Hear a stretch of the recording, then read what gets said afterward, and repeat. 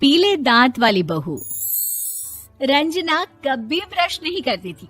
उसे कितनी बार उसके माँ बाप ने डांटा, लेकिन उसका कोई असर उस पर होता ही नहीं था, जिस कारण से उसके दांत पीले पीले हो जाते हैं। शादी के बाद अरे बहू, वैसे तो तुझ में कोई कमी नहीं है, पर तेरे दांत इतने पीले कैसे हैं बेटा? कैसे मतलब? कोई सर्जरी थोड़ी ना कराई है। वो तो क्या नाम, मैं ब्रश नहीं करती थी तो पीले हो गए। अब क्या करूं? आप कहें तो लाल करवा लूं या फिर काले? यार ये क्या है, क्यों माँ से लड़ रही हो? लड़ रही हूँ? अरे मैं लड़ रही हूँ या ये बोल रही है कि दांत पीले हैं, पीले। अरे तपस्या थोड़ी ना की है इन्हें पीले करने के लिए। बकायदा ब्रश नहीं किया है 20 साल तक, तब जाकर। छी, कैसी बात कर रही हो? ये उस वक्त तो पीले नहीं थे जब हम लोग तुम्हें देखने आए थे। अरे तब साफ करवा लिया होगा डेंटिस्ट के पास जाकर। अब देखो कैसे पीले पीले लग रहे हैं। रंजना सास की तरफ गुस्से से देखती है। फिर शुरू हो गई पीले पीले पीले।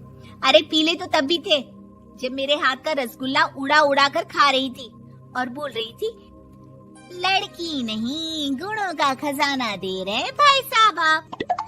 खैर, अब वो लोग करते भी तो क्या करते, पीले दांत वाली बहू पल्ले पड़ी थी तो झेलना तो था ही। एक दिन कीर्तन में रंजना गाना गा रही थी। अरे कमला बहन, माँ का द्वार है, यहाँ तो सब शुद्ध होकर आते हैं, फिर अपनी बहू को ब्रश भी नहीं करवाती तुम। दूर से पीले पीले दांत भक्ति में बाधा उत्पन्न कर रहे हैं। अरे कोई 2 साल की बच्ची थोड़ी ना लेकर आई हूँ मैं बहू बनाकर। अच्छी खासी लड़की है, अरे कैसे करवाऊं ब्रश? ये तो उसे खुद करना चाहिए ना।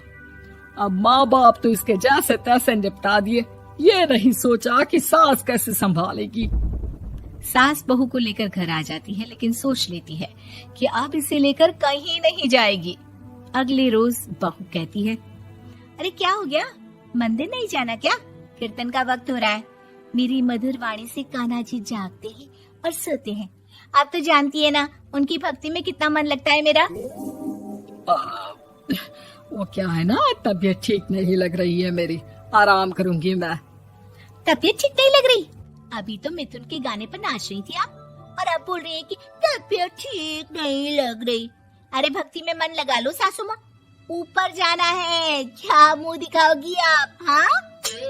सास को बहू की बात पर गुस्सा आ जाता है। मैं क्या मुंह दिखाऊंगी, इसकी चिंता तो ना कर, समझी? अपने मुंह की चिंता कर, जो ये पीले पीले दांत लेकर हर जगह पहुंच जाती है। पता है लोग कितना मजाक बनाते हैं। ना जी ना, मैं नहीं जाना कहीं तेरे साथ। तो ये बात है, कोई ना, मत जाओ, मैं अपने कमरे में ही बैठकर भक्ति कर लूंगी। ऊपर वाला दांत थोड़ी ना देखता है, मन देखता है, भावना देखता है। और अरे बस बस, तू सब कुछ दिखा, बस ये सफेद चमकदार दांत ना दिखाना किसी को, है? जा यहाँ से। बहू को सास की बात का कोई फर्क नहीं पड़ता, वो तो जैसी थी वैसी ही रह जाती है। सुबह नहाकर किचन में खाना बनाना, फिर खाना खाना, कीर्तन भजन करना और सो जाना। एक दिन, माँ जी मैं सहेली के घर जा रही हूँ, शाम को लेट आऊंगी। हाँ हाँ तो जाना, मैंने कौन सा तेरी आरती करनी है घर पर बैठकर। रंजना सहेली के घर जाती है, जहाँ वो पार्टी में जाने की तैयारी कर रही होती है। अरे शिखा, कहाँ जाने की तैयारी कर रही है? मैं गलत वक्त पर आ गई क्या? अरे नहीं यार, उल्टा सही वक्त पर आई है। मैंने ये साड़ी और ज्वेलरी निकाली है यार, शाम को इनके ऑफिस की एक पार्टी में जाना है। बताना कैसा लग रहा है ये सब? नहीं यार, इस ड्रेस के साथ तो वो वाली ज्वेलरी अच्छी लगेगी। हाँ हाँ सही बोल रही है, मैंने ध्यान ही नहीं दिया। वैसे तो हमेशा से मस्त फैशन सेंस रखती है। तो बड़ा जाती होगी ना पति के साथ पार्टी में। रंजना कुछ नहीं बोलती, बस सोचती है कि यार काश ये बात सही हो जाती, पर मैं क्यों नहीं जाती पार्टी में? क्या इन लोगों की कोई पार्टी होती नहीं होगी? रंजना घर आती है और रात में पति से सवाल करती है, एक बात बताइए, आप मुझे किसी पार्टी में क्यों नहीं ले जाते? क्या आपकी यहाँ ऑफिस में पार्टी नहीं होती?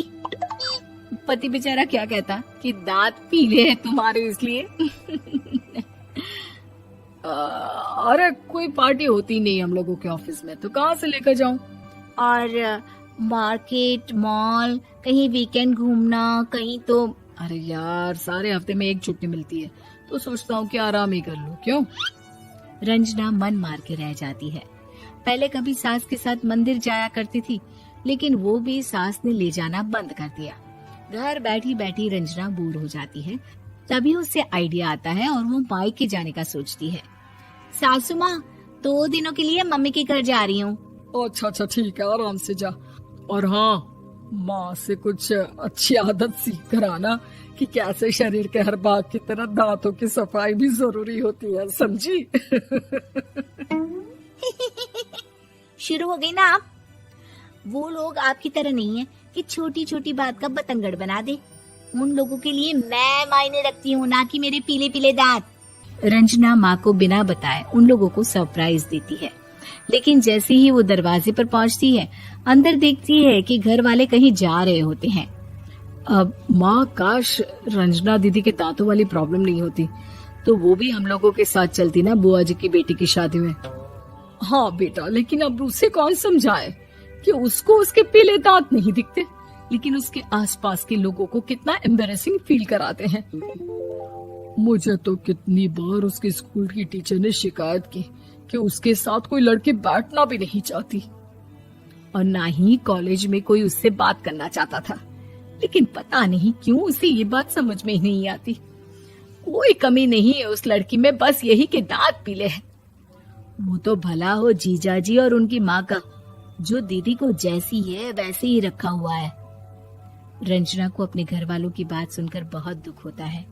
वो सोचती है कि वो क्या करे, लेकिन फिर वो सीधा डेंटिस्ट के पास जाती है, अपने दांत चमकाती है और कसम खाती है कि वो रोज ब्रश करेगी। अरे क्या हो गया? तुम तो 2 दिनों के लिए गई थी ना, पर कोई ना, अच्छा है, चलो आ गई तो। रंजना सास के सामने आकर खड़ी हो जाती है और पूरी स्माइल करती है, उसके चमकदार दांतों को दिखाती हुई। हैं? चले मंदिर। माँ, मुझे माफ कर दीजिए, मैंने आप लोगों को बहुत एम्बैरेसिंग फील करवाया। मैं आज से रोज ब्रश करूंगी।